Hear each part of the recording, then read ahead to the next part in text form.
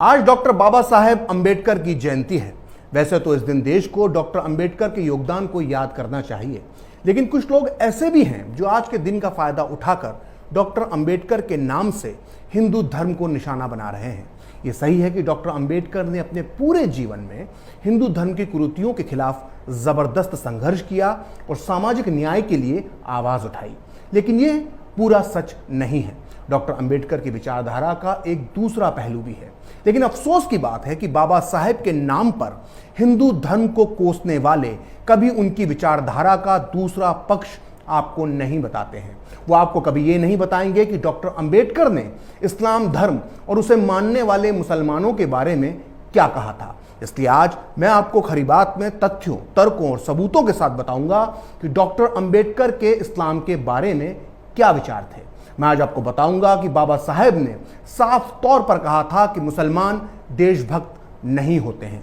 आज आपको यह भी पता चलेगा कि डॉक्टर अंबेडकर ने बंटवारे के वक्त कहा था कि भारत के सारे मुसलमानों को पाकिस्तान भेज देना चाहिए। आज मैं आपको यह भी बताऊंगा कि डॉक्टर अंबेडकर ने कहा था कि दलितों को यह नहीं सोचना चाहिए कि मुसलमान उनके दोस्त होते हैं। आज आपको यह भी पता चलेगा कि कैसे बाबा साहेब ने इस्लाम धर्म में मौजूद छुआछूत और जात पात को बेनकाब किया था और वो खुद कैसे मुसलमानों के हाथों छुआछूत के शिकार हुए थे। तो बिना समय गंवाए हम शुरुआत करते हैं इस्लाम पर डॉक्टर अंबेडकर के 10 क्रांतिकारी विचारों को जानने की।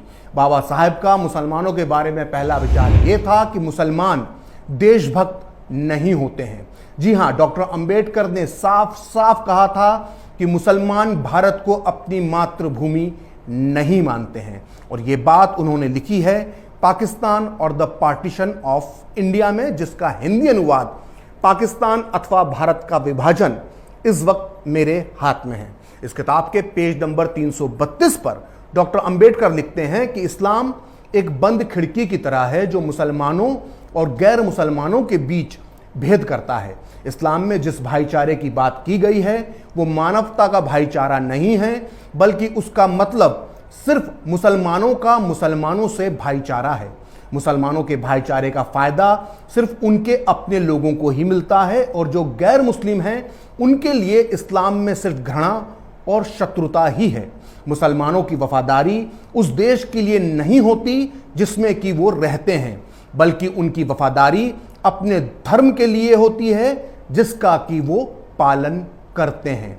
तो सुना आपने, डॉक्टर अंबेडकर ने यह साफ साफ कहा कि मुसलमानों की वफादारी उस देश के लिए नहीं होती जिसमें कि वो रहते हैं, बल्कि उनकी वफादारी सिर्फ अपने धर्म के प्रति होती है।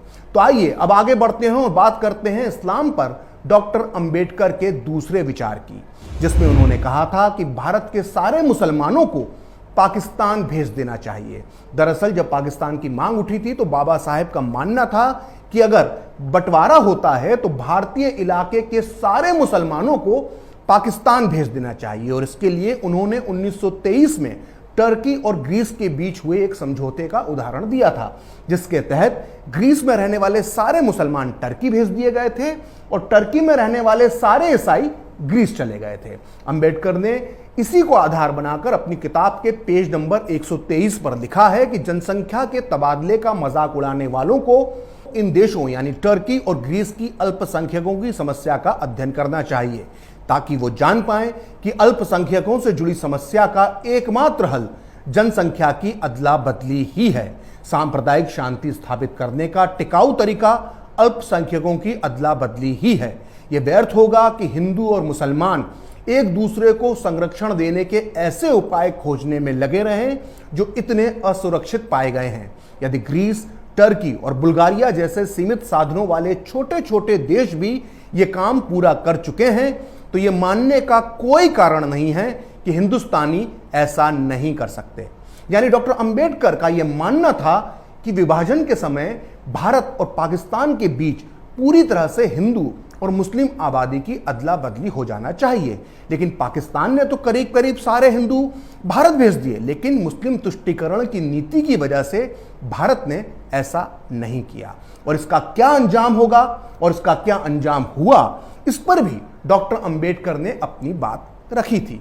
इस्लाम पर डॉक्टर अंबेडकर के तीसरे विचार के मुताबिक मुसलमान भारत में रहेंगे तो यहां कभी सांप्रदायिक शांति नहीं होगी।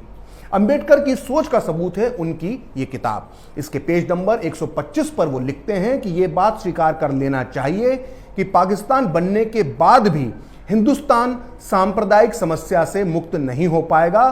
सीमाओं को बांट देने से पाकिस्तान तो एक मुस्लिम देश बन जाएगा, लेकिन हिंदुस्तान एक मिली जुली आबादी का ही देश बना रहेगा। मुसलमान पूरे हिंदुस्तान में बिखरे हुए हैं, इसलिए यहाँ किसी भी तरह की सीमाएं बनाने से हिंदुस्तान एक ही धर्म का देश नहीं बन पाएगा। हिंदुस्तान को एक ही धर्म का देश बनाने का एकमात्र तरीका यही है कि जनसंख्या की अदला बदली की जाए। जब तक ऐसा नहीं किया जाएगा, हिंदुस्तान में बहुसंख्यक यानी हिंदू और अल्पसंख्यक यानी मुस्लिमों के बीच समस्या बनी रहेगी। अब मैं आपको इस्लाम और भारतीय मुसलमानों पर डॉक्टर अंबेडकर का जो चौथा विचार बताने जा रहा हूं, उसे सुनकर आप चौंक जाएंगे। इस्लाम पर बाबा साहेब का चौथा विचार यह था कि मुसलमान भारत के खिलाफ जिहाद छेड़ सकते हैं। बाबा साहेब के मुताबिक भारत के मुसलमान भारत को दारुल हर्ब मानते हैं, यानी जहां उनका शासन नहीं है। इसलिए अंबेडकर को लगता था कि भारत को दारुल इस्लाम यानी वो देश जहां इस्लाम की हुकूमत होती है बनाने के लिए मुसलमान जिहाद की घोषणा कर सकते हैं। अपनी इस किताब के पेज नंबर 297 पर अंबेडकर लिखते हैं कि तथ्य यह है कि भारत चाहे एकमात्र मुस्लिम शासन के अधीन ना हो, दारुल हर्ब यानी जहां इस्लाम का शासन नहीं है वो देश है, और इस्लामी सिद्धांतों के अनुसार मुसलमानों द्वारा जिहाद की घोषणा करना न्याय संगत है।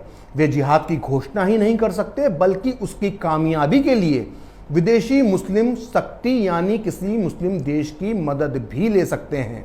और यदि कोई मुस्लिम देश जिहाद की घोषणा करना चाहता है तो उसकी सफलता के लिए भारत के मुसलमान उसे मदद भी दे सकते हैं।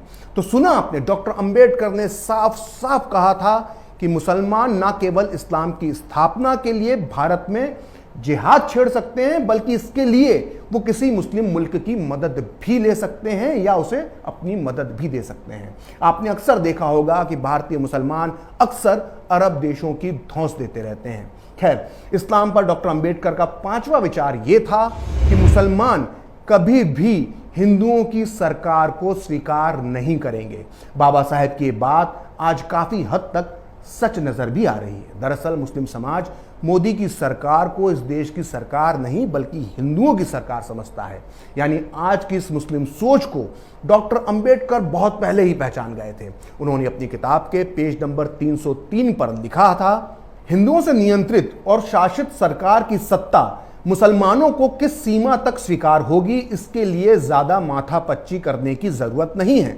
मुसलमानों के लिए हिंदू काफिर हैं और उनकी कोई सामाजिक स्थिति यानी हैसियत नहीं होती है। इसलिए जिस देश में काफिरों का शासन हो वो देश मुसलमानों के लिए दारुल हर्ब है। ऐसी स्थिति में यह साबित करने के लिए सबूत देने की आवश्यकता नहीं है कि मुसलमानों के अंदर हिंदू सरकार के शासन को स्वीकार करने की इच्छा शक्ति मौजूद ही नहीं है।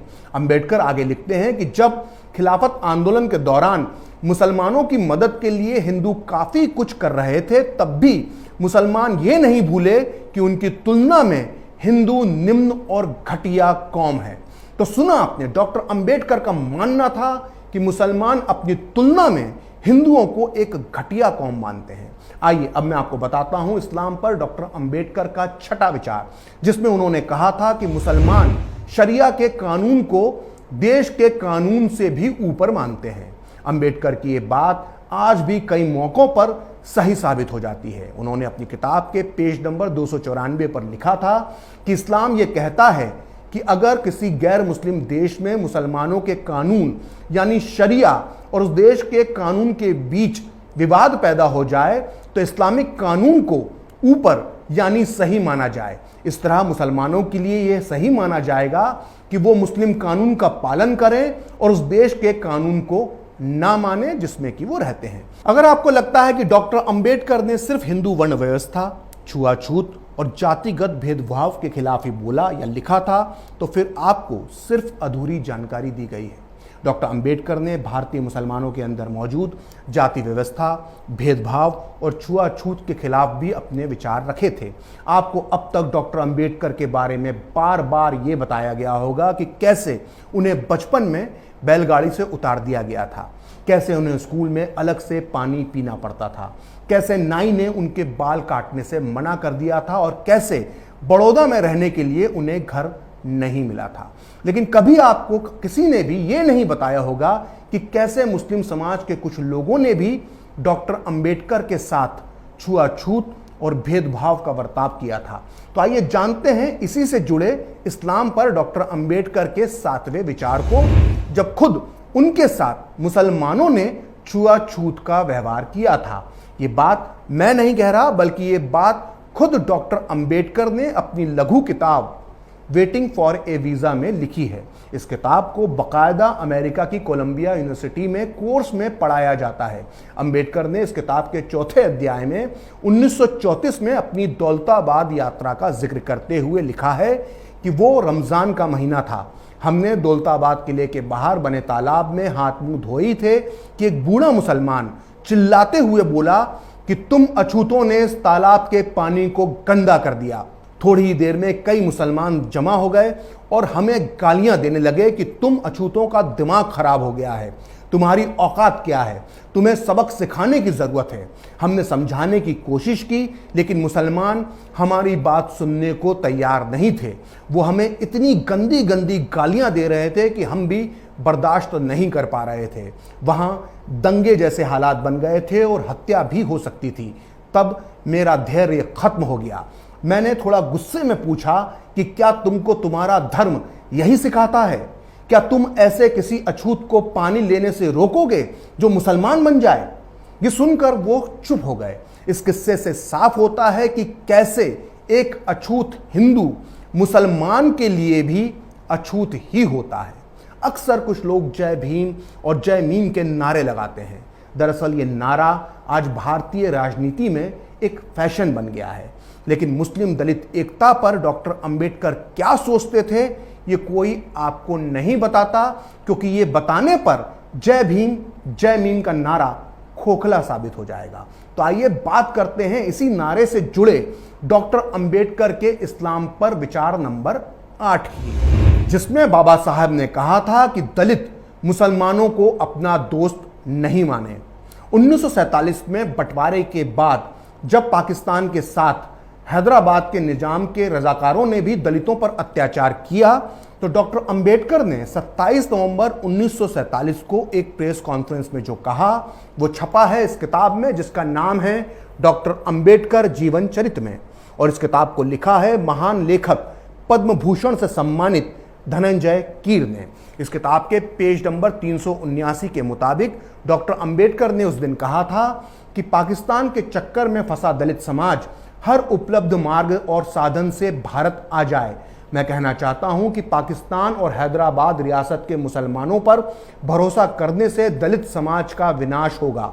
दलित वर्ग हिंदू समाज से नफरत करता है, इसलिए मुसलमान हमारे मित्र हैं। ये मानने की बुरी आदत दलितों को लग गई है, जो अत्यंत गलत है। मुसलमान तो अपने लिए दलितों का साथ चाहते हैं, लेकिन बदले में वो कभी दलितों का साथ नहीं देते हैं। अब मैं जो आपको बताने जा रहा हूं उसे सुनकर कई मुस्लिम कट्टरपंथियों की नींद उड़ सकती है। इस्लाम पर 9वें विचार के मुताबिक डॉक्टर अंबेडकर का मानना था कि बुर्के की वजह से मुस्लिम नौजवान यौन विकृति यानी सेक्सुअल डिसऑर्डर के शिकार बन जाते हैं। दरअसल देश के हर समाज की, हर महिला की आज़ादी के पक्षधर बाबा साहब का मानना था कि बुर्के का असर सिर्फ महिलाओं पर नहीं पड़ता, बल्कि इसका असर पुरुषों की मानसिकता पर भी पड़ता है। वो अपनी किताब के पेज नंबर 231 पर जो लिखते हैं वो बेहद आंखें खोल देने वाला है। डॉक्टर अंबेडकर ने लिखा है कि पर्दा प्रथा ने मुस्लिम पुरुषों की नैतिकता पर बुरा प्रभाव डाला है।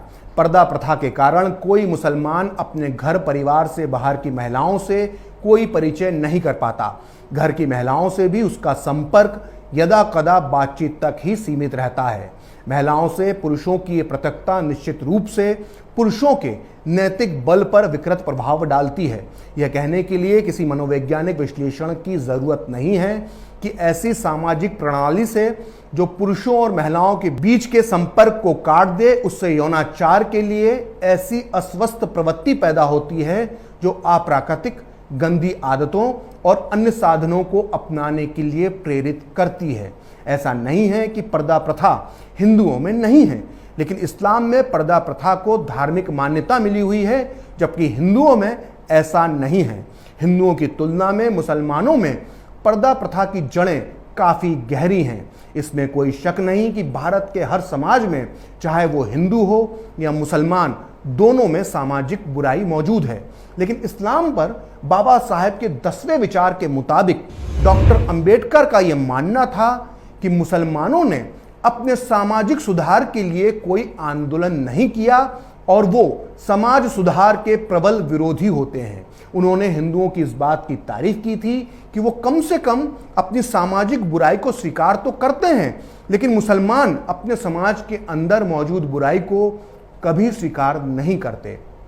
उन्होंने अपनी किताब के पेज नंबर 233 और 234 पर लिखा है कि मुसलमानों ने समाज में मौजूद बुराइयों के खिलाफ कभी कोई आंदोलन नहीं किया।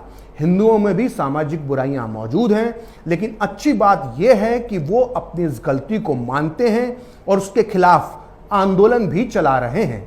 लेकिन मुसलमान तो ये मानते ही नहीं हैं कि उनके समाज में कोई बुराई है। दरअसल मुसलमान समाज सुधार के प्रबल विरोधी हैं। मुसलमानों को ये सिखाया जाता है कि इस्लाम के अलावा कहीं सुरक्षा नहीं है और इस्लामी कानून से सच्चा कोई दूसरा कानून नहीं है। इसी वजह से मुसलमान खुद के अलावा कुछ और सोच पाने के काबिल नहीं बचे हैं। उन्हें इस्लामी विचार के अलावा कोई और विचार पसंद ही नहीं आता है। मुसलमानों के जहन में यह गहराई से बैठा हुआ है कि सिर्फ वो ही सच्चे हैं और सिर्फ वो ही विद्वान हैं। तो ये था डॉक्टर अंबेडकर का इस्लाम और मुसलमानों के बारे में 10वां विचार। वैसे तो बाबा साहब ने इस विषय पर इतना कुछ कहा है कि उसे एक वीडियो में समेट पाना बेहद मुश्किल है, लेकिन फिर भी मैंने आज आपको डॉक्टर अंबेडकर के ये 10 विचार इसलिए बताए हैं क्योंकि इस देश के लिबरल, वामियों और जिहादी सोच के लोगों ने डॉक्टर अंबेडकर के विचारों का अपहरण कर लिया है। या आप यूं भी कह सकते हैं कि इन लोगों ने डॉक्टर अंबेडकर के विचारों को कैद कर लिया है। डॉक्टर अंबेडकर के विचारों को अपनी बपौती मानने वाले ये तथाकथित बुद्धिजीवी दरअसल एक तरह के पूर्वाग्रह से ग्रसित हैं। ये जानबूझकर डॉक्टर अंबेडकर को एक वर्ग विशेष का नेता और एक वर्ग विशेष का दुश्मन बनाकर ही पेश करना चाहते हैं। लेकिन अब वक्त आ गया है कि हम डॉक्टर भीमराव बाबा साहेब अंबेडकर के विचारों को सही रूप में सबके सामने लेकर आएं। फिलहाल खरी बात प्रखर के साथ में इतना ही।